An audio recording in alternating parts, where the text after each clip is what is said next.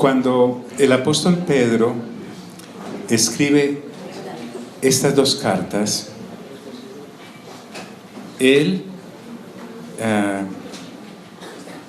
quiere hacer énfasis de que él fue testigo ocular, él palpó, él tocó, él olió, él vivió con él comió a su lado, pescaron juntos. Entonces, para ayudar a aquellos creyentes que en dificultades estaban y no fáciles, les dice: miren, yo les estoy hablando de esto, les he dado a conocer el poder y la venida de nuestro Señor Jesucristo. Quisiera uno tener la tentación de poderse desplazar al retorno, a la segunda venida, pero él se está refiriendo ahí a la primera. En el capítulo 3 nos hablará un poco de la segunda. Pero entonces, para afianzar la fe de un cristiano, es necesario entender que este pasaje en la Escritura no es solo una historia que nos están contando, sino que el documento en el cual está escrito es un documento históricamente válido y comprobable.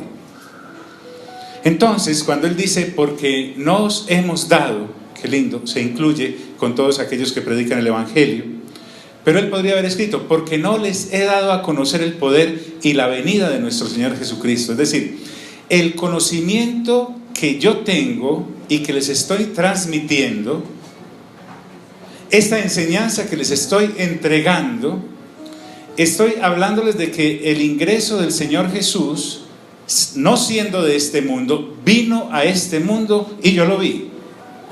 Y desde luego podemos enfocarnos en que su retorno también es real, porque si el primero se dio, y el segundo vendrá con mayor énfasis. Entonces dice, porque no os hemos dado a conocer el poder y la venida de nuestro Señor Jesucristo, siguiendo fábulas artificiosas. En otras palabras, no es un cuento, esto no es una mentira, no es un anhelo sin sentido, una quimera. Algo así no podría darle la fortaleza a los creyentes para seguir adelante en medio de las dificultades que este trasegar por la vida tiene. Entonces, podemos comparar que nuestra fe es sólida porque además es comprobable. Nuestra fe no es una fe ciega, es una fe que nos abre los ojos. Entonces, uno lee estas palabras con sencillez. Sin embargo, lo que podemos deducir es que el Señor vino. Diga conmigo, vino. Es decir, si Él vino es porque no estaba aquí.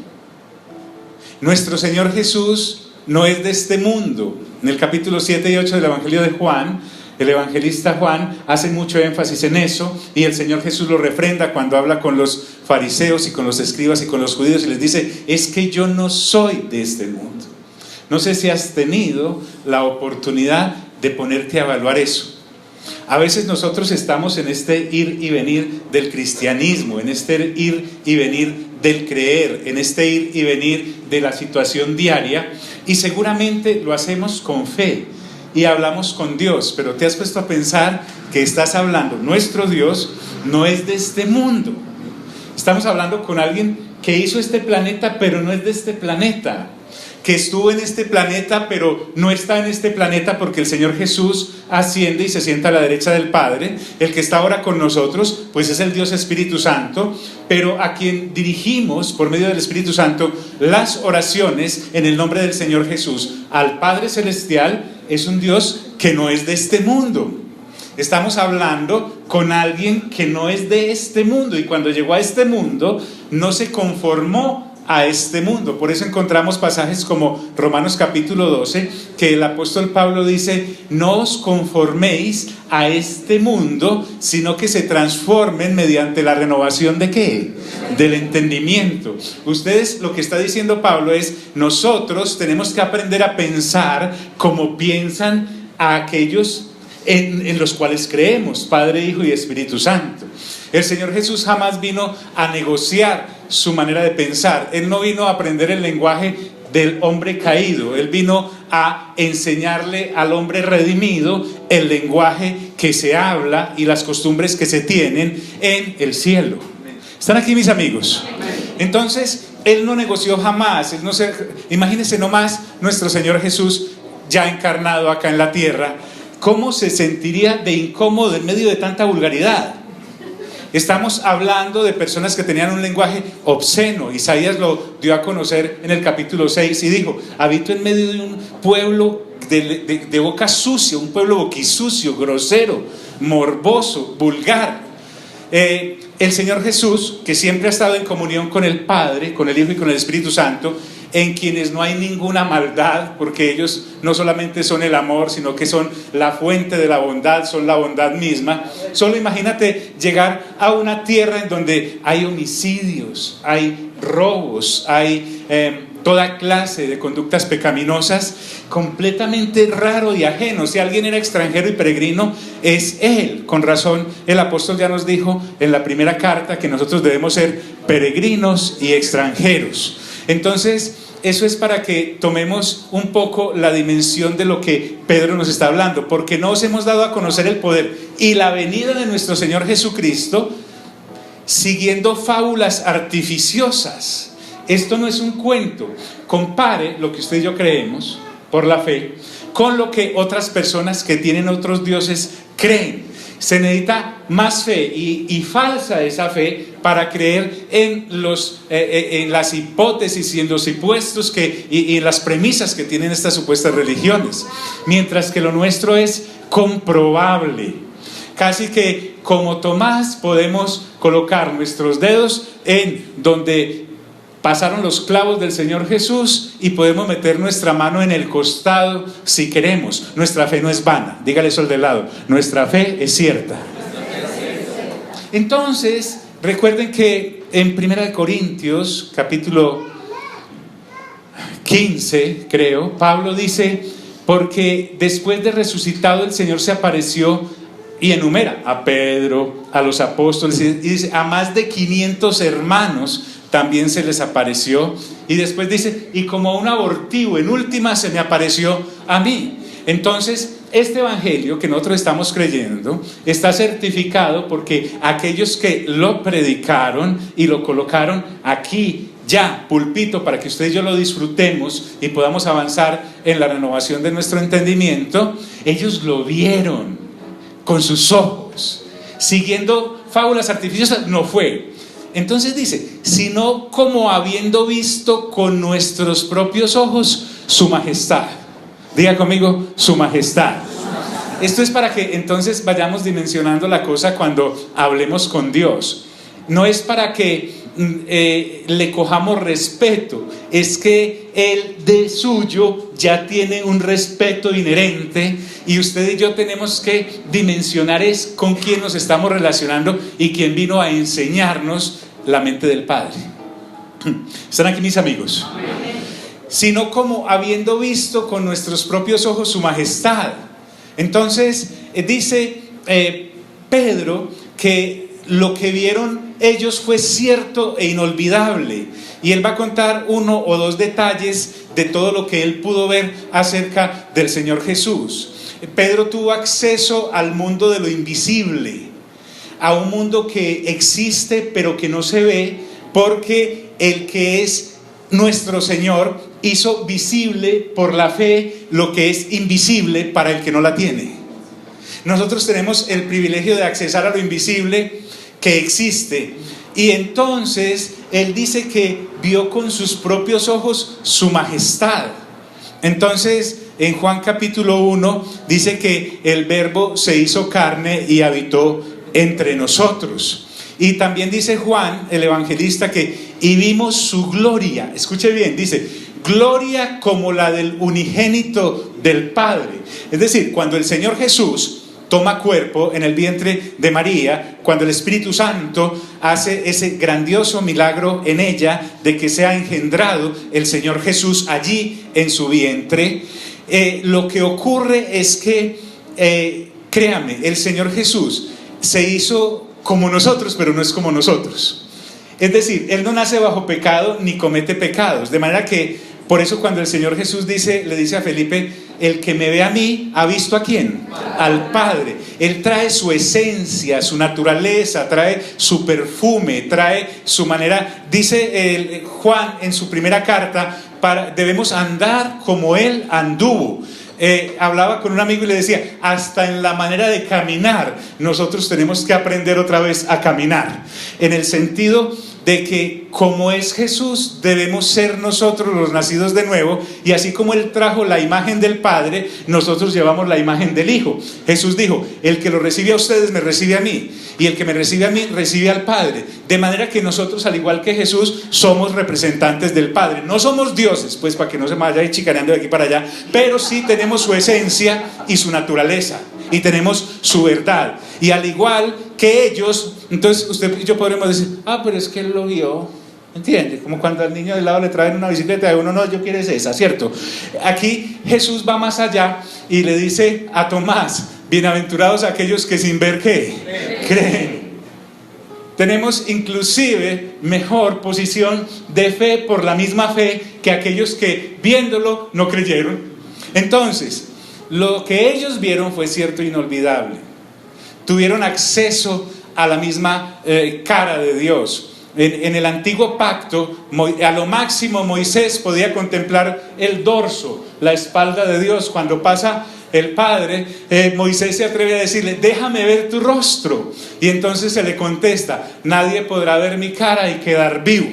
De manera que pasaré, pondré mi mano para que al pasar solo veas mi dorso. Y eso es lo que ve en el antiguo pacto la gente del antiguo pacto en Moisés. No lo pueden ver cara a cara. Y nosotros ahora tenemos la oportunidad de decir: el que ha visto a Jesús, y lo hemos visto por la fe, ¿ha visto a quién? Al Padre. Entonces Él sigue recordando y dice: créanme, pues cuando Él, refiriéndose al verbo de vida, al Cristo, al Mesías, al Señor Jesús, cuando Él recibió de Dios Padre honra y gloria. Mire pues, la función, la Trinidad, Padre, Hijo y Espíritu Santo, están en función de la revelación. Diga esa palabra conmigo: revelación. Así como cuando el fotógrafo entra al cuarto oscuro y revela las fotos, lo que estaba allí oscuro en un acetato, él lo hace visible y entonces hace ver. Entonces la Trinidad está en función de la revelación y sirvió para que aquellos que lo vieron pudieran entender que no era la aparición de alguien como nosotros, aunque había tomado forma semejante a la nuestra. Romanos dice que vino en semejanza de carne. Por eso te digo, Él se hizo como nosotros, pero no es como nosotros. Cuando vuelvas a hablar con Dios, ten en cuenta que estás hablando con el que hizo los planetas, no alguien de este planeta, con el que hizo el universo y sus alrededores. No es alguien que está supeditado a su creación. Estamos hablando y estamos aprendiendo a hablar su lenguaje. Yo ya voy como en el nivel número 300 de Duolingo y solo sé decir yes. Pero la diferencia en este caminar es que tenemos que aprender a hablar el lenguaje de Dios, no hacerle hablar a Dios o pretenderle hacerle hablar a Dios el lenguaje nuestro. Y el lenguaje de Dios es el lenguaje del Espíritu y de la vida en el Espíritu. Nosotros no sabíamos hablar sino carne, así fuera carne bondadosa y bonachona. Estaba caída y no tenía en ninguna forma manera de comunicarse con Dios. La idea de la salvación inclusive fue de Dios, no del hombre caído. ¿Están aquí mis amigos? Entonces la Trinidad está en función de todo esto. La Trinidad está en función de ti y te dice: fulanito, sutanita, esto es así, quiero que aprendan todo lo que nosotros tres somos. Entonces esto es más que estudiar, esto es más que tener una biblioteca con tomos de consulta sobre Jesús. Aquellos que creían servir a Dios terminaron persiguiéndolo y matándolo. ¿Por qué? Porque al asesinar al Señor Jesús matan al autor de la vida, dice Pedro en Hechos de los Apóstoles 2. Entonces, cuando Pedro está diciendo, pues cuando él recibió de Dios Padre honra y gloria, está hablándonos de aquella ocasión en que el Señor Jesús está por allí y viene una voz desde el cielo, y esa voz que le fue enviada desde miren las palabras que usa Pedro: magnífica gloria. un lenguaje de Dios. El lenguaje de Dios se manifiesta en voz audible. Y dijo algo con respecto al Señor Jesús. Entonces, escuche bien. Esta gente, al escuchar esa magnífica voz, porque lo oyeron, al ver al unigénito del Padre encarnado, que viene con la misma gloria de Dios, y al oír la revelación, se constituye en una base para recordarnos a nosotros los creyentes de todos los tiempos que nuestra fe no está sobre una ilusión, una fábula o una mentira. Es netamente real y está vigente hasta que el Señor Jesús retorne. Pedro aquí me estaba hablando de la primera venida. ¿Y qué dijo esa voz? Miren qué capacidad de resumen la de la Trinidad. Isaías necesitó 66 capítulos para decir alguna cosita. Génesis necesitó 50 capítulos para decir algo. El Padre, para hablar acerca de todo lo que tenía que decir del Señor Jesús, lo dijo en estas simples palabras. Dijo: este es mi Hijo, ¿qué?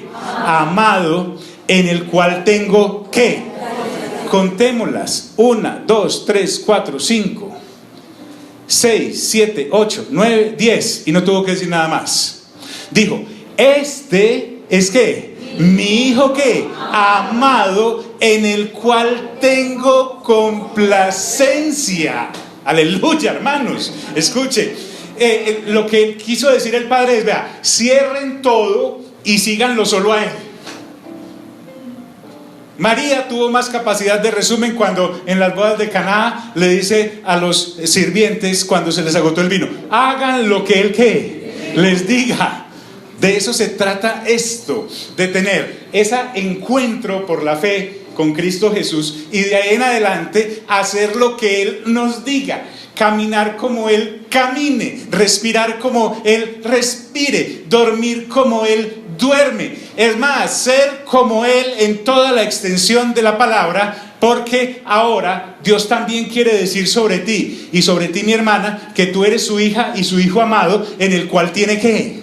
Complacencia, porque en Cristo Jesús a todos los que le recibimos se nos dio la potestad de ser llamados hijos ¿de quién? De Dios. Por lo tanto, Dios quiere expresar lo mismo acerca de ti, pero tenemos que aprender a pensar con la mente del Padre. Diga eso conmigo: la mente del Padre. Venimos a conocer la mente ¿de quién? Del Padre, porque como uno piense, así es uno. Eso dice el proverbio: cuál es el hombre en su mente, en su corazón, así es él en su obrar. Entonces, cuando él expresa: este es mi Hijo amado, en el cual tengo complacencia, Pedro lo recuerda. Para él es un hecho totalmente real. Han pasado años. Pedro ya no es el mismo joven pendenciero de cuando el Señor Jesús lo encontró. Ahora es un hombre maduro, es un anciano, es alguien que puede escribir cartas para recordarle a los creyentes en que han creído. Es alguien que, como vimos en los versículos anteriores de este capítulo, está a punto de morir. El Señor le ha dicho: vas a morir, y en vez de andar llorando y haciendo luto, está siendo ágil y está siendo diligente en dejar unos escritos para animar a los creyentes. Y por eso estas palabras hoy suenan tan vivas hoy, porque es que hablan del Dios viviente, el Hijo del Dios viviente. Tú eres el Cristo, el Hijo del Dios viviente, le dijo una vez Pedro al mismo Señor Jesús. De ese es que estamos hablando ahora. ¿Aló? ¿Están aquí, amigos? Entonces, estos testigos de primera mano escucharon la voz. No solamente dice de dónde vino la voz, no solamente dice qué dijo la voz, no solamente dice a quién le dijo esa voz, sino que además nos dice en qué lugar estaban, porque es que de eso se trata, ser testigo ocular, haber estado ahí, viendo de primera mano. Es más, eso es lo que tenemos que hacer usted y yo. El Señor Jesús, antes de partir en Hechos 1, dice: y me seréis testigos. El testigo es el que ve. Nosotros no somos los que ocasionamos los milagros ni nada. Somos testigos de lo que Dios está haciendo y hará hasta su retorno. ¿Aló? Entonces, eso de contar nuestro testimonio es válido, claro. Yo era una rata y ahora soy como una paloma del Señor. Eso es muy lindo contarlo. Pero es que eso lo hizo Dios en ti, así que tú eres testigo en tu propia vida de lo que Dios ha hecho, porque tú y yo jamás hubiésemos sido capaces de dejar de ser ratones. ¿Me estoy haciendo entender, amigos? Entonces Pedro dice: allí estuvimos. ¿Cuándo qué? Cuando se dijo: toda esta cosa. Entonces, vimos un poquito, para que lo metamos acá, el capítulo 5, resumidito del Evangelio de Mateo, de cómo es que piensa el Padre. Cuando uno lee el Sermón del Monte, uno se imagina, como es uno romántico, el Señor allá en la montañita, los discípulos escuchando, y empezamos con las bienaventuranzas. Bienaventurado es el qué, bienaventurado es el qué, bienaventurado es el qué. Pero cuando el Señor Jesús viene, Él dice, yo no he venido a hacer mi voluntad, he venido a hacer la voluntad ¿de quién? De mi Padre. Es más, lo que el Padre hace es lo que yo hago. Nada de lo que yo hago lo hago por mí mismo, sino porque el Padre me lo ha dicho. Entonces, ojo, ustedes que tienen Biblias en que se reseñan las palabras del Señor Jesús en rojo, en el Nuevo Testamento, el capítulo 5, 6 y 7 de Mateo es todo rojito, porque eso lo está hablando el Hijo, el Señor Jesús. Entonces el Señor Jesús ahí nos está enseñando cómo es que piensa el Padre. Repita eso conmigo: el pensamiento del Padre. En el 5:48 de Mateo dice el Señor Jesús: para que ustedes sean perfectos como vuestro Padre que está en el cielo es perfecto. Entonces es lo que ha contado en los primeros 47 versículos del capítulo 5, es lo que el Padre hace y cómo actúa, cómo se mueve la gente, cómo se mueven los habitantes del cielo. Es más, nos está enseñando cómo se moverán los habitantes de la Nueva Jerusalén. Porque si usted y yo no somos entrenados mediante la renovación de nuestro entendimiento, conociendo la mente del Padre, que nos vino a traer el Hijo para que seamos como Él y seamos perfectos en el obrar como Él, porque eso nos da el nuevo nacimiento que gracias a Cristo Jesús tenemos. Entonces imagínese donde usted y yo lleguemos a la Nueva Jerusalén sin hablar el lenguaje de allá, sin caminar como la gente camina allá. Entonces vamos así por las calles de la Nueva Jerusalén en una de esas vías y ¡pum!, alguien nos empuja. O en la clase de vehículos que hay allá, y usted va y alguien le raya ese vehículo, y usted no ha aprendido el lenguaje del Padre, sino que se fue con el lenguaje de aquí. ¿Qué le va a decir a ese hermano o a esa hermana? Puede ser Abraham pasando en su nave y lo chocó. ¿Y usted qué le dice? Si no aprendió el lenguaje de allá, sino el de aquí, ¿sí? ¿Qué le va a decir? Hijo de Abraham, ¿cierto? Algo así le va a decir. Entonces, Dios quiere que nosotros lleguemos ya educaditos allá. Entonces en el capítulo 6 de Mateo encontramos algunas formas en las que el Señor nos vino a mostrar cómo es que se comporta el Padre para que usted y yo seamos perfectos como Él es perfecto. Por ejemplo,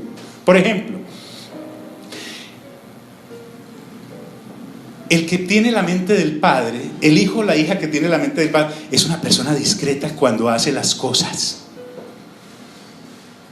No anda por ahí haciendo aspaviento de yo hice, anótenme eso a mí, pónganme una rayita más en el buen comportamiento. ¿Están aquí mis amigos?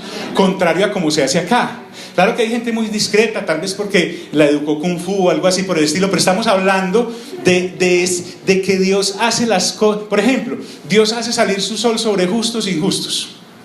Eso dijo el Señor Jesús, ¿o no lo dijo? El Padre no lo dijo el Señor Jesús. O sea que Él viene a mostrar. ¿Usted ha visto alguna vez el Padre echándole en cara a la gente que porque hoy llovió sobre sus cultivos o mañana hizo sol para que puedan salir a su paseíto? No, Él hace su sol salir sobre justos e injustos, pero es discreto. Diga conmigo, discreto. Mire que el ser humano no es discreto por naturaleza caída. Todo lo que hace es para que lo vean. Uno dice que no, porque a mí no me importa que me vean así, pero mírese nomás mañana 3 horas en el espejo antes de salir a la calle. ¿Qué está haciendo? Preparándose para que lo ¿qué? Para que lo vean. Dios no es así. Dios quiere que usted y yo seamos bonitos pero discretos. ¿Sí? Por ejemplo, es una persona que da limosna y ofrendas en secreto. Porque Él dice que cuando des, tu mano derecha no sepa lo que hizo ¿qué? La izquierda. ¿Por qué? Porque uno no tiene que andar cacareando y cantándole a la gente que dio, porque se supone que cuando uno da es en el nombre del Padre, y el Padre es discreto, como dice el Señor Jesús en Mateo capítulo 6, del versículo 2 al 4. Otra cosa, el que es creyente con mentalidad del Padre es una persona que hace sus oraciones en secreto a Dios y le expresa a Él sus necesidades sin tenerle que repetir como los paganos. Él no anda publicando qué le hace falta o cuánto le hace falta. Él va donde el Padre, y como es una persona, no es un humito, es alguien que se hizo visible en Cristo Jesús, y que por la fe se puede tocar, palpar y oler, habla con él sus necesidades. Y dice que no usa vanas repeticiones como los paganos. Entiéndase, me parece que paganos queda como muy etéreo, pero los que no han nacido de nuevo, el que no es creyente, nacido de nuevo por creer en Cristo Jesús, entonces usa vanas repeticiones a sus dioses. Y entonces de ahí es donde salen las novenitas esas y todas esas cosas, en donde se supone que yo canso a mi respectivo Dios hasta que tenga que soltar lo que le estoy pidiendo. Así no es con Dios. El creyente y la creyente que maduran en tener la mente del Padre, oran en secreto a Dios y sin repeticiones. Él sabe que lo que ya habló con Dios, Dios no sufre de falta de memoria, él no tiene que dormir o está muy cansado, él sabe todo lo que tiene y qué necesidad tienen sus hijos. ¿Están aquí mis amigos? ¿Qué más? Por ejemplo, tener la mente del Padre es estar aquí en la tierra como un habitante del cielo. Por ejemplo, un habitante de la presencia de Dios. Discúlpenme, ¿qué mente es la que venimos a conocer? ¿La de quién? La del Padre. Y nosotros debemos ser perfectos como Él es ¿qué? Perfecto. Oiga bien, entonces una persona que vive acá en la tierra pero ya conoce del Padre, así como Pedro lo está diciendo, lo palpó, como aprendió él en su peregrinar, es como un habitante del cielo aquí en la tierra. Entonces, por ejemplo, él aprende que cada día trae su propio ¿qué? Afán, su propio mal, dicen otras versiones o en otros de los evangelios. Entonces, un creyente con mente del Padre no anda por ahí comiéndose hasta las uñas de los pies que porque mañana tiene un vencimiento, o el examen de no sé qué, o que porque mañana le va a recibir tal llamada, o que quién sabe si le va a alcanzar. Él no anda él entiende muy bien el asunto del maná en el Antiguo Testamento, que el maná venía para el alimento de cada día. Y si tomaba y ahorraba para 2 o 3 días, se le vinagraba. Un creyente entonces que esté pensando constantemente en aquello de uy, ¿y qué iremos a comer mañana? Él tiene que estar ocupado eso en lo que va a comer ¿cuándo? Hoy. Y en lo que va a hacer ¿cuándo? Hoy. Mañana vendrá la provisión para el día de mañana. ¿Sí me hago entender, amigos? Entonces me dirá, ay John, todo me está cayendo a mí. Claro, pues si de eso se trata, porque si no, entonces ¿cuándo vamos a madurar? En ese sentido, es una persona que no solamente sabe que cada día tiene su propio afán, sino que cada día también tiene sus propias ofensas. Por eso, él sabe que le puede pedir perdón a Dios por sus propias ofensas o pecados, pero también él debe perdonar a los demás por las ofensas que otros le hagan y por los pecados que cometan contra él o contra ella. ¿Están aquí mis amigos? Estoy hablando del Padre Nuestro. Ahí en Mateo capítulo 6 habla de que cada día trae su propio afán y que pide perdón y lo da en el Padre Nuestro. Además, es una persona, el creyente maduro es una persona que no confía jamás en sí misma, es consciente de las tentaciones que lo rodean y de su necesidad de protección. Y si no, entonces ¿para qué tenemos que orar? No nos dejes caer en ¿qué? Y líbranos de ¿qué? Del mal. Entonces nosotros somos hijos de Dios, pero dependemos completamente de Dios, y la única forma de protegernos es conociendo la mente del Padre. ¿Estamos aquí, mis amigos? Eso es vital, tener la mente. El Señor Jesús, que es la estrella del Nuevo Testamento, nos está enseñando cómo es el pensamiento del Padre. El Señor Jesús no agarrapateó nada para él. Cuando él vino, era consciente de cuál era su función: hacernos correctos hijos del Padre para la eternidad. Entonces, también es una persona la que vive como si estuviera ya en el cielo, porque este Dios que tenemos es del cielo. Le da toda la gloria a Dios en lo que hace. Las señoras, cuando nos educaban, ancianitas, nos decían, ¿gracias a quién? A Dios. El petulante es mis logros, lo que yo estudié. No es que yo no estudio, si yo no voy eso no se hace. Si yo no voy, eso no se hace. Entonces te imaginas cómo es la cosa, la soberbia en la que veníamos montados. Entonces la persona le da constantemente la gloria, y no solamente de boca. Y algo fundamental, como también cada día trae sus propias ofensas, sabe un creyente maduro que si él no perdona a quien ve, ¿cómo le va a pedir perdón a quien no ve? La falta de perdón humano produce falta de perdón divino, va concomitante. Puedo hacer los ayunos que quiera, ir de rodillas a donde quiera, pero si tengo odio contra mi hermano, dice Juan en su primera carta, soy igual que un homicida y los homicidas no heredarán el reino de los cielos. Dios entonces me habla de que, ¿saben? Dios no odia a nadie. Es que Él quiere que yo sea como Él. Él quiere que tú seas como Él. Y va más allá este Evangelio de Mateo cuando muestra la semblanza del Padre en la palabra del Señor Jesús y habla, por ejemplo, del ayuno. Una persona que ayuna, cuando ayuna, solo lo sabe Dios y Él, nadie más. Los fariseos habían convertido eso en un espectáculo. Salían sin bañarse, no se echaban desodorante además, no se afeitaban y fuera de eso andaban diciendo: Anita, es que estoy en un ayuno. ¿Y cuánto llevas? Como 2 horas, pero ya lo siento. Los ayunos de 2 horas complicadísimos.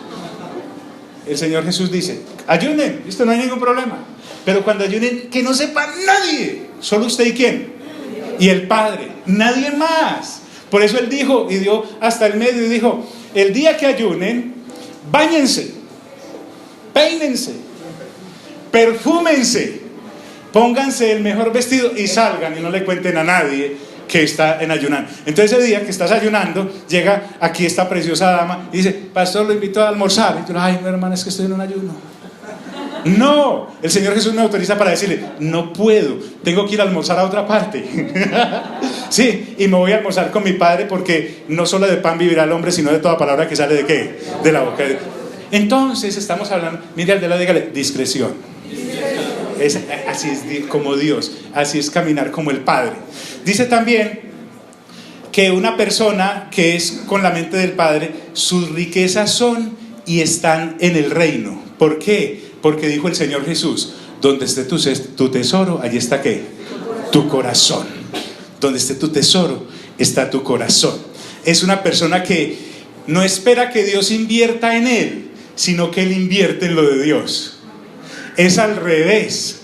El creyente que es inmaduro, o la persona que no ha nacido de nuevo, es como la sanguijuela, dice el proverbio: dame, dame, dame. Una sanguijuela, chupe, siempre. ¡Wow! ¿Qué hay ahí para mí? En cambio, el creyente que es con la mente del Padre está dispuesto a entender que donde esté su mente, allí estará su tesoro. Recuerden que dice: donde esté tu tesoro, allí estará tu corazón. No es esto, tan enamorado, no, es esta mente en lo que me mantengo pensando.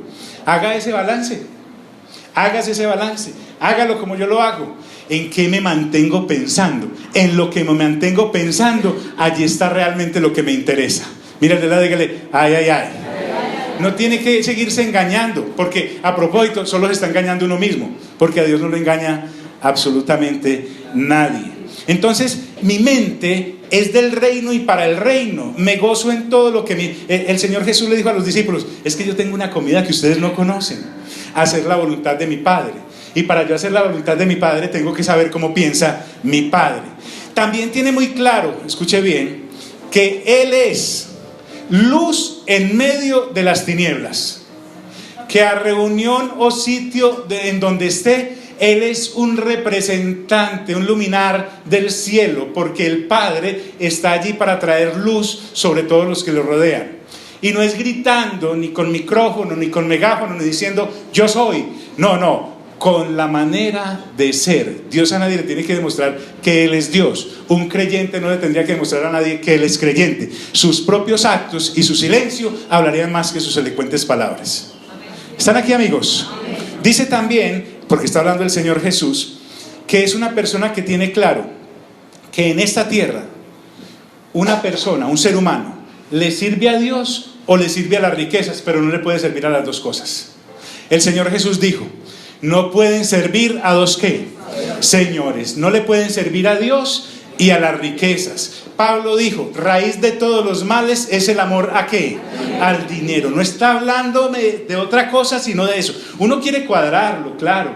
Cuando uno es predicador de añadiduras y del pensamiento positivo, y cuando toma las cartas del evangelio vilmente para hacerle a la gente inflar sus egos y que se le cumplan sus sueños, claro, uno trata de acomodar, que es que eso no es así o no es así.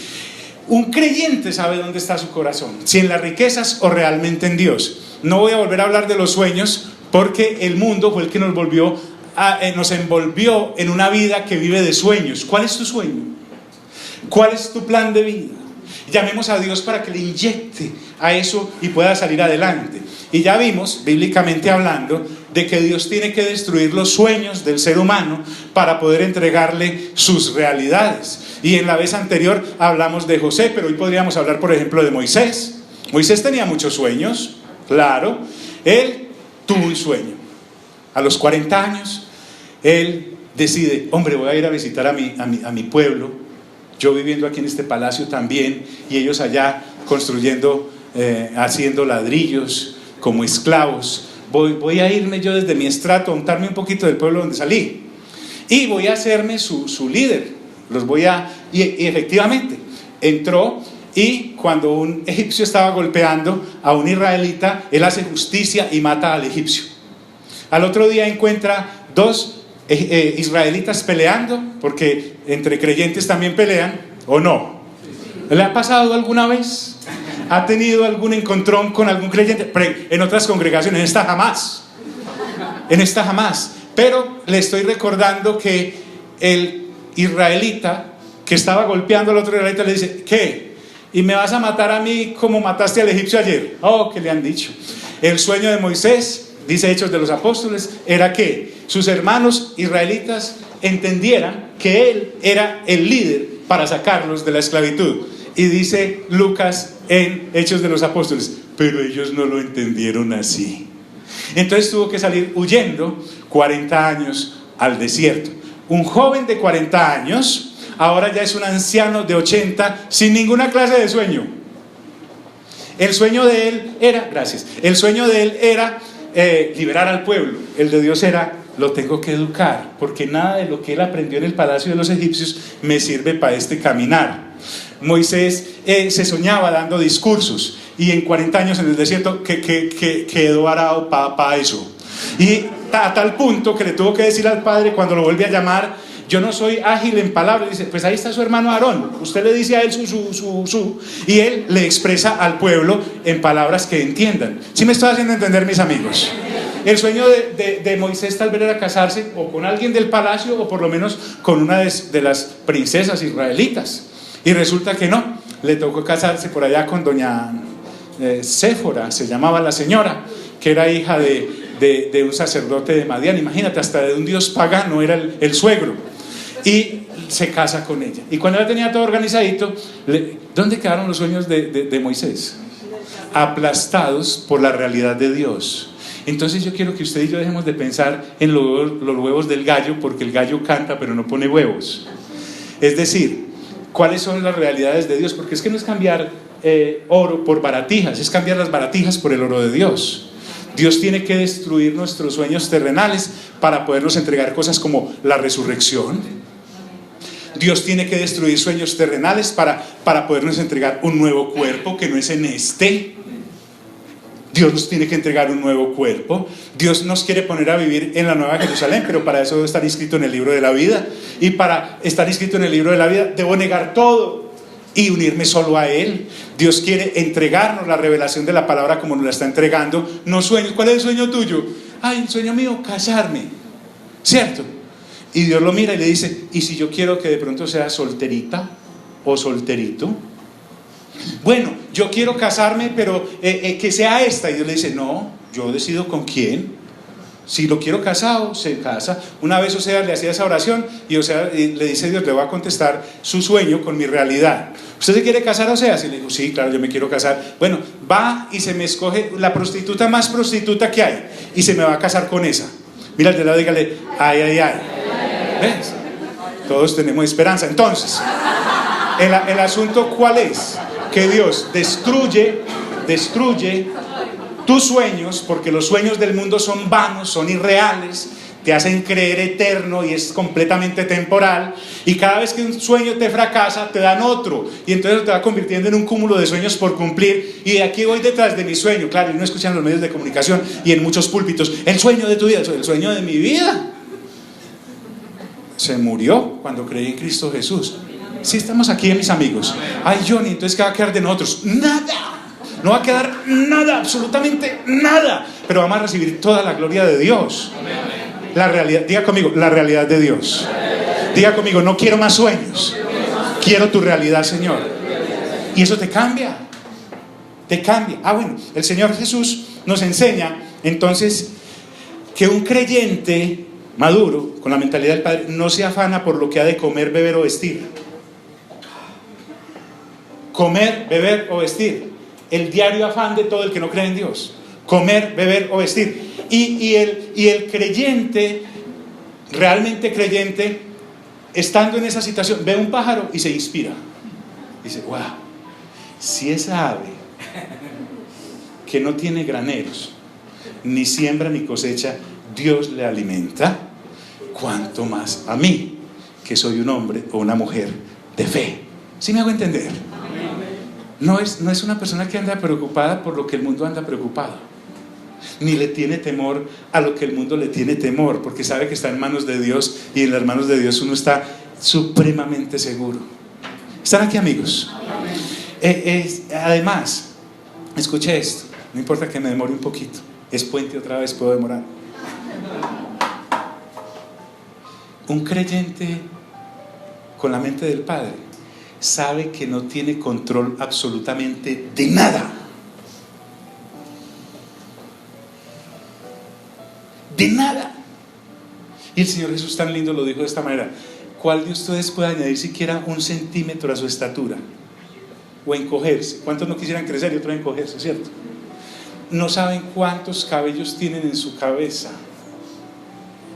¿Por qué? Lo que el Señor Jesús está diciendo es que como le he reconocido, no dado, sino reconocido el completo control al Padre, yo sé que no tengo control absolutamente de nada.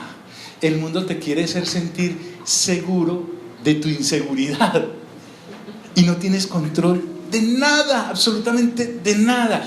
Cuando ya reconozco eso, tengo un tremendo descanso. Llegué a donde era. Lo que pase. No. Entonces usted es un Dios, lo lleve y Dios lo traiga. Sí. Pero usted tiene que ser como Josué, varón esforzado y valiente. Sí, claro. Usted tiene que ser como Sansón, preparado, fuerte, fortachón. No. Un creyente, escuche bien, tiene que entender que en qué más se va a entretener Dios sino con uno. Me explico. Perdóname, Señor, si me excedo un poquito, pero es por culpa de ellos. Escuche bien. Se levanta Dios y dice: bueno, ¿qué hago hoy? Universos, he hecho. Mares, todo lo he hecho. Tengo hijos. Voy a ver cómo reaccionan mis hijos en situaciones donde necesiten fe. Voy a poner bien fe. Hagámosle construir un arca. 100 años construir un arca e inunden toda la tierra a ver cómo reacciona. ¿Sí me hago entender? ¿Está aquí, mis amigos? Y uno ve las pruebas y trata de huir y de hacer como algunos pensadores del siglo XV que dijeron que Santiago era un libro apócrifo, cuando dice que tengamos por sumo gozo cuando estemos en medio de diversas pruebas, no por la prueba, sino porque Dios se goza en la manera en cómo reaccionamos. Si él dice: pero sigue confiando en mí. Sí, y el tipo va en un ganglio de un pez. ¿Recuerdan cuando lo tira? Sí. ¿Y qué? No, él allá inclusive está orando. Él sí va muy bravo, pero ya se contentó. Pero sigue creyendo en ti, Señor. ¿Están aquí, mis amigos? ¿Cómo está Danielito? Danielito, pues en el exilio, Señor, no es que usted castigó al pueblo de Judá, ya los tienen, se los llevaron con garfios y todo. Y como que está haciendo hoy, ¿no? Le dieron un buen puesto, él cayó bien allá. Sí. ¿Por qué no me lo tiras esta noche al foso de los leones? Yo ver cómo reacciona. Sí, porque recuerden que Dios se levanta y dice: ¿en qué me entretengo? ¿En quién me entretengo hoy? ¿Están conmigo, mis amigos? Y entonces Daniel cae a los fosos de los leones. ¿Qué hace uno con un león? Ahora, ¿qué hará con 4 o 5 y hambrientos? Solo confiar en quién. ¿Ahí cuál control le sirve a uno? A reposar, entre menos fuerza agua, más rápido me tragan, algo así pensó. Pero Dios calmó a los leones, les hizo no tener hambre esa noche. Y entonces Daniel se puso a pensar, bueno, Dios pues, me trajo al exilio y me ha cuidado en medio de un león. ¿Qué más león que Nabucodonosor? ¿Cierto? Porque él pasó como por 3 emperadores, ¿cierto? Pues no me va a librar de estos leoncitos. Y empezó a hablar con los leones seguramente en leonino. Le dijo, frescos, mañana desayunan. Y preciso, al siguiente día se desayunaron a aquellos que allá lo habían hecho tirar. ¿Están conmigo, amigos? Entonces te dice, ay, pero no, a mí me da mucho miedo los leones. Bueno, entonces Dios, no sé si están aquí mis amigos. Tener la mente ¿de quién? Del Padre. Dios jamás dejará que vengan sobre tus hombros pesos superiores a los que puedas resistir. Lo que pasa es que uno no se ha dado cuenta de lo fuerte que es en Cristo Jesús. Siempre nos hicieron conscientes, creyéndonos a ser fuertes, de lo débiles que éramos. Y el temor siempre es el que gobierna. Entonces, es una persona que, además de que lo inspiran los aves, se cansa de ver las aves y voltea para acá y ve un lirio. Y dice, es que ni Salomón se viste como un lirio de esos. Y esa señora que sí sabía de moda vino desde el sur a ver los vestidos de Salomón y de sus criados, salió descrestada. Y Dios le dice al hombre, a la mujer de fe, escuche, tranquilo, si yo he visto de esa manera las flores que hoy están y mañana son lanzadas al fuego, ¿cuánto más los voy a vestir a ustedes? ¿Sí me hago entender, amigos? Entonces el creyente en Dios no es una persona puede tener un vestir grande pero no lleno. Me explico, porque Él siempre está sacando para que Dios le pueda ir entrando, porque el mundo nos enseñó, no saque hasta que le quede, hasta que le entre, y no es así. Entonces Él vio un lirio e inmediatamente piensa, hombre, yo podría estar vistiendo a otros también. Piensa como el Padre, diga conmigo, como el Padre.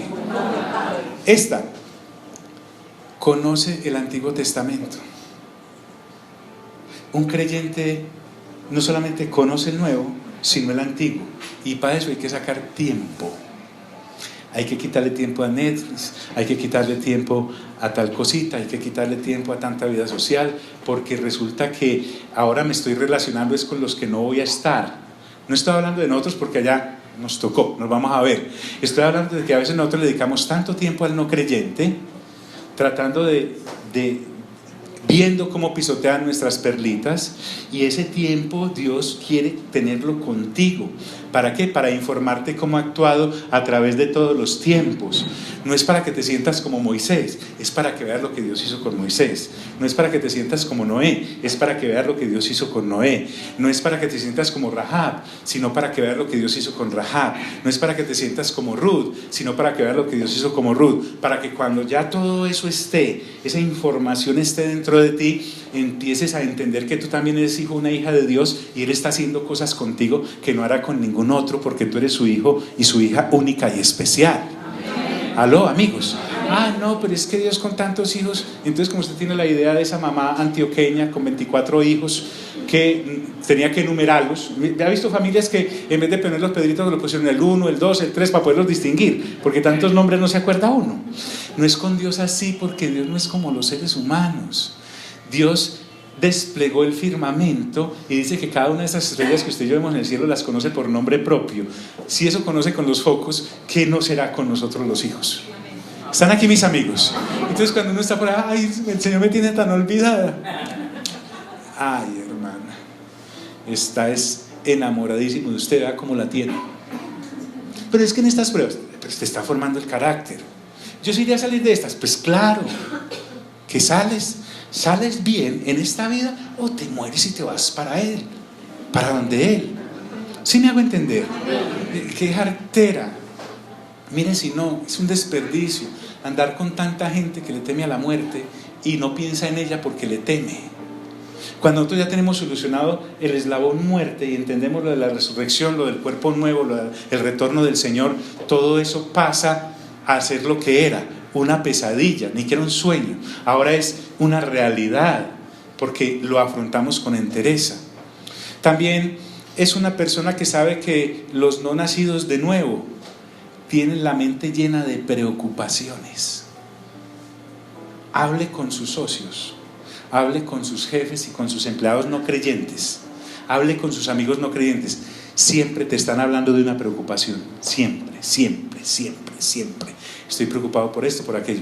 Pero eso nosotros tenemos que relacionarnos e incrementar las relaciones entre nosotros para poder renovar nuestra mente, para hablar de lo que es real y no de lo que son sueños. ¿Están aquí mis amigos? Ojo pues. Por eso Pedro dice, cuando estábamos con él en el Monte Santo, Pedro nos está hablando de todo esto que vio y conoció a través de la persona del Señor Jesús.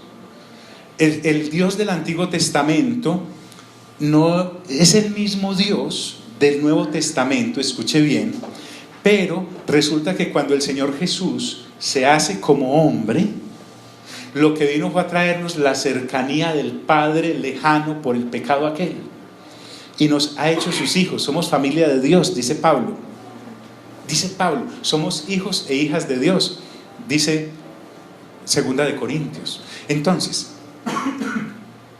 Pedro recuerda esto, con esto quiero terminar, cuando estábamos con él en el Monte Santo, y remata diciendo, escuche, quiere conocer al Padre, quiere conocer al Hijo, quiere conocer al Espíritu Santo. Tenemos también la palabra profética más segura. Y por si fuera poco, Pedro nos dice, tenemos lo que yo llamo el GPS de Dios, el Waze, que no nos permite errar en el destino y en el camino, que es la palabra de Dios, la Biblia. Les contaba el martes a algunos que vi una película muy linda, muy exquisita, en la cual una persona tenía el hobby de tocar música y estaba hablando con otra personita, y esa personita le pregunta al del hobby, ¿y es que te gusta mucho la música? Y él le dice, sí, me gusta más que comer. Imagínate. La idea entonces es que nosotros podamos, cuando alguien hable con nosotros porque está leyendo la Biblia, no le diga, es que me pusieron a leer 9 capítulos diarios y que no me lo leía no renovadamente, cada medio renovada. Y muy doloroso eso, no, sí, tortuoso, me duermo cada capítulo, aquí voy, en un esfuerzo extraordinario. Y fuera de eso, me acaban de decir que el Antiguo también. Entonces imagínense uno leyendo Primera de Crónicas, que no son sino nombres. ¿A qué horas voy a alimentar el niño? ¿Sí? La idea es que cuando alguien te diga, ¿y qué está leyendo ahí? La palabra de Dios. ¿Y por qué estás babiado? Por lo que me estoy comiendo. Y quiero cada vez más y más y más. Si esa no es la actitud, escucha, hay un problema ahí en el que hay que enfocar, que tenemos que calibrar. Tenemos también la palabra profética más segura, a la cual hacéis bien en estar atentos como a una antorcha que alumbra en un lugar oscuro. ¿A alguno de ustedes se le ha ido la luz? Sí. No estoy hablando de cuántas veces la han cortado, sino si se le fue. ¿Alguna vez ha ido en carretera y el transporte en el que usted va quedó sin luces? ¡Qué oscuridad! Antes se pega uno de cualquier fosforito. Pedro me dice que la Biblia, a la cual hago bien si estoy atento, es como, no es una, sino es como, él no tenía otra forma de expresarlo, como una antorcha que alumbra en lugar oscuro. Cuando vamos caminando de noche y el de la linterna va adelante, todos vamos detrás del que tiene la ¿qué?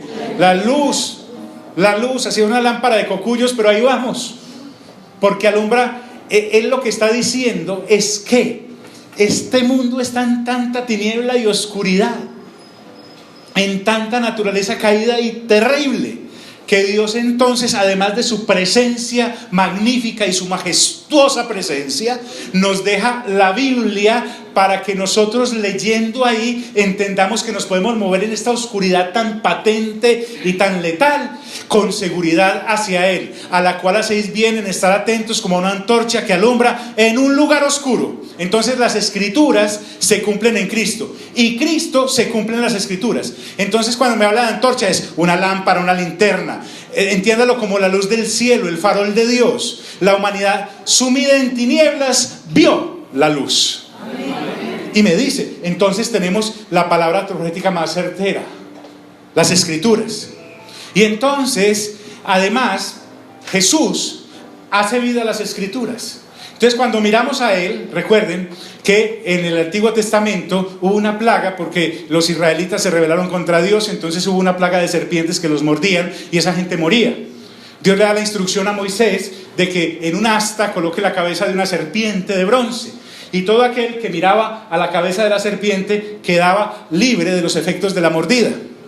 El Señor Jesús en el Nuevo Testamento dice en el capítulo 3 que cuando Él sea levantado como la serpiente que levantó Moisés, está diciendo, cuando yo en la cruz sea levantado, seré ahí y todo el que mire a mí será salvo.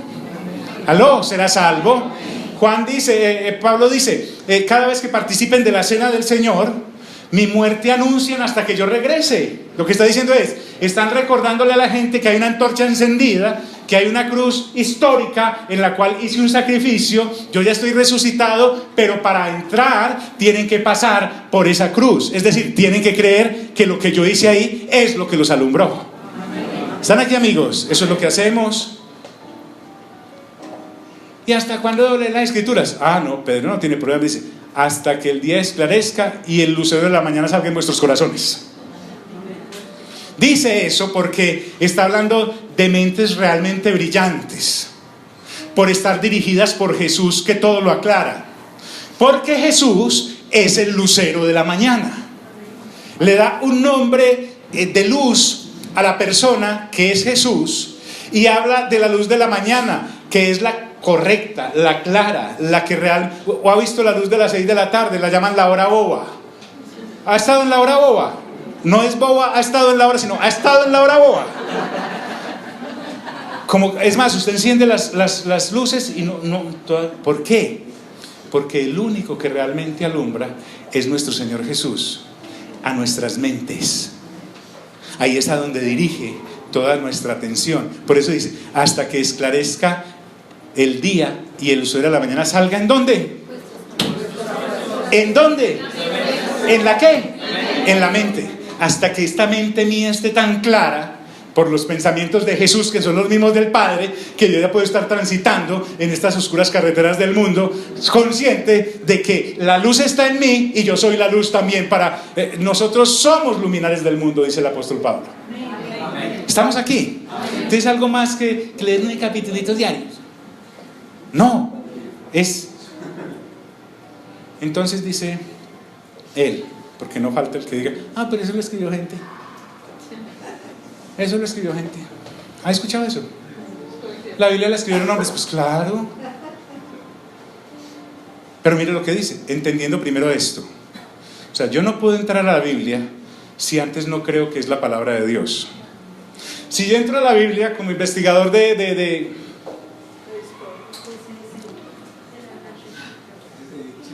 como un investigador ateo, si entro a la Biblia como un libro más, como la Mala Hora, como la María, como la Ilíada,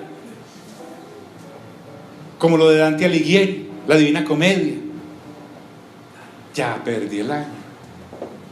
La persona que entra a la Escritura debe entender primero esto. Diga conmigo, primero esto. Hasta acá la introducción, realmente eso es lo importante. Mire, ¿está hablando de qué? ¿Y uno con qué entiende? ¿Con la nariz? ¿Con qué entiende?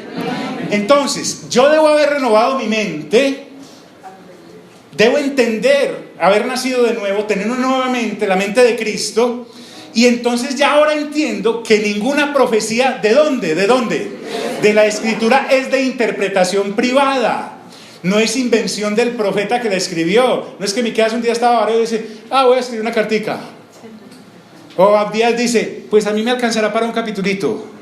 Sí, o Malaquías dice, y los voy a molestar alto con el 3:10. No fue así. Dice que no es una invención del que la escribió, ni la originó el pensamiento del que la escribió, ni fue el que la escribió llegando a la conclusión de que la debía escribir, ni fue por interpretar una serie de hechos o señales por parte del que la escribió. No, ninguna profecía de la Escritura es por interpretación privada. Porque nunca la profecía fue traída por voluntad, ¿qué? Humana. El Señor Jesús vino a traernos luz de otro ¿qué? De otro mundo. Porque va más inclusive allá del cielo, del 1, 2, del tercer cielo. Por lo menos Pablo nos lleva hasta ahí en el entendimiento. Entonces no es la escritura que tú y yo tenemos invención humana, no se le ocurrió a un gran letrado inspirado que escribió según lo que la musa le daba. No, es porque Dios le quita el manoseo humano a las Sagradas Escrituras, y por ende entonces la Escritura sí puede ser guía porque proviene de Dios para el hombre perdido en la más densa oscuridad. La Biblia es eso. Y aclara, sino que los santos hombres de Dios hablaron siendo inspirados ¿por quién? Ay, con el Dios Espíritu Santo sí tenemos que andar delicadito. El Señor Jesús dijo acerca de él, vea, cualquier ofensa contra el Padre, contra el Hijo, perdonada, pero hay de aquel que blasfeme contra quién. El asunto es que con ese es el que andamos desde hace 2000 años los creyentes, porque el Dios Padre está en su trono y el Señor Jesús está a su diestra, y Él envió al Espíritu Santo para que nos revele todo lo del Padre y lo del Hijo. Ahora la función acá es que el Espíritu Santo, que es nuestro Dios, nos trae y nos renueva la mente con lo que el Hijo y el Padre piensan que es la misma cosa. La función sigue siendo la misma, porque es el Espíritu Santo el que inspiró a aquellos santos varones. Entonces aquí podemos ver la Trinidad en acción. Gloria a Dios por Dios. Fíjese, estos santos hombres de Dios, y digo santos porque fueron apartados para Dios y por Dios, se inspiraron para hablar lo que Dios les inspiró y los impulsó a escribir, no al revés. Es Dios el que mueve al hombre a actuar y a escribir, no es la mano del hombre la que mueve a Dios a que escriba alguna cosita y después se la valide. No, esto es muy serio. La Biblia nos muestra por todos lados la voluntad del Padre. Nosotros tenemos que entender eso, y al entenderlo, usted y yo podemos tener una cantidad de cosas impresionantes en nuestra vida, porque esta profecía que Dios nos ha entregado, quiero que lo captemos bien antes de pasar a la cena del Señor, porque es que entre otras cosas, hasta para la cena del Señor necesitamos revelación. La cena del Señor no es que el cuerpo del Señor está ahí en ese pan, no, ese pan lo hizo una señora, ni en ese vino, no, ese vino viene de pisar unas uvas. Las falsas religiones protegen el pan y el vino, y si se les cae que se aporrió el Señor. No, hombre, es un símbolo, es un símbolo. Dice que estos santos hombres de Dios inspirados por Él hablaron porque Él los inspiró y los impulsó, no al revés. Dios es el que mueve al hombre a actuar. Entonces lo que Pedro vio y oyó, más lo escrito por los apóstoles, son una base sólida para fundamentar nuestra fe. ¿Estamos aquí, amigos? Entonces, ¿yo qué hago perdiendo el tiempo de darles discursos motivacionales que este año sí cambia de carro? ¿Sí me hago entender? No es válido eso. O sea, es un insulto a la esencia de Dios, y es un insulto a la mentalidad de los hijos de Dios que quieren renovar mente para yo meterles más estructuras. ¿Estamos aquí, amigos? Entonces, dice que fueron inspirados por el Espíritu Santo. Pongámonos en pie, vamos a recibir los elementos de la cena.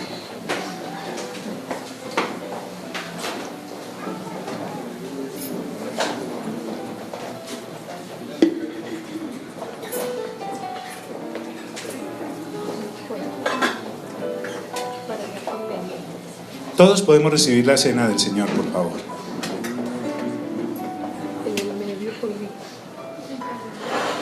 ¿Dónde voy yo?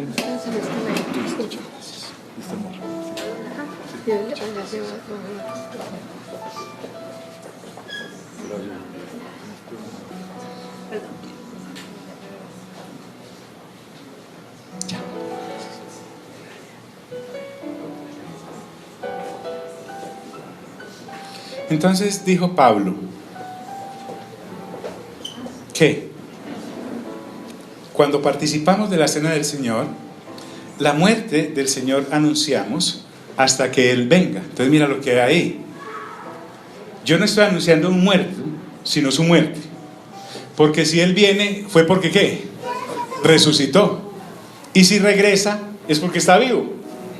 Entonces el hecho histórico del Gólgota está vigente hasta que el Señor regrese, de manera que para ser hijo o hija de Dios tiene que sujetarse a la voluntad del Padre, y es que en Cristo Jesús depositó toda su gracia. cuando abordemos el Evangelio de Juan, vamos a mirar qué es eso de toda su gracia, aunque Pablo ya nos lo dijo en Romanos, pero repitamos, no hay problema. Entonces, cuando estamos compartiendo estos elementos de la cena, estamos recordándonos y recordando que por aquí es la entrada. El nuevo nacimiento solo es a través del Señor Jesús. Él es la puerta estrecha, por donde no pasa sino lo que pasa al otro lado. Hijos, no cosas. Hijos, no problemas. Hijos e hijas. Dijo conmigo: Señor, gracias por tu palabra. Hoy entendemos que conocer tu mente, amado Padre, nos hace perfectos como tú lo eres. Gracias, Dios, porque tú hiciste este mundo, pero no eres de este mundo. Viniste a este mundo, pero no estás en este mundo. Nos has dejado al Dios Espíritu Santo para que nos siga hablando de cómo piensas y cómo actúas, para que nosotros acá en la tierra podamos establecer tu reino mientras tú vienes. Que la gente viéndonos a nosotros te vea a ti. Por eso participamos de este pan y de este vino. Adelante.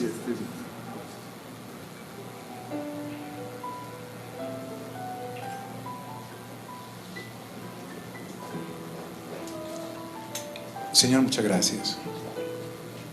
Gracias porque cada día trae su propio afán. Gracias porque realmente toda mi mente debe estar ocupada en ti. Tú eres luz en medio de las tinieblas y me has hecho luz en medio de las tinieblas. Permíteme empezar por lo más sencillo, que es no estar afanado por lo que debe comer, qué debe beber y qué debe vestir, para poderme abandonar, Señor, realmente en ti y en tu presencia y poderla reflejar. En el nombre de Cristo Jesús. Amén y amén. Salimos benditos, hermanos.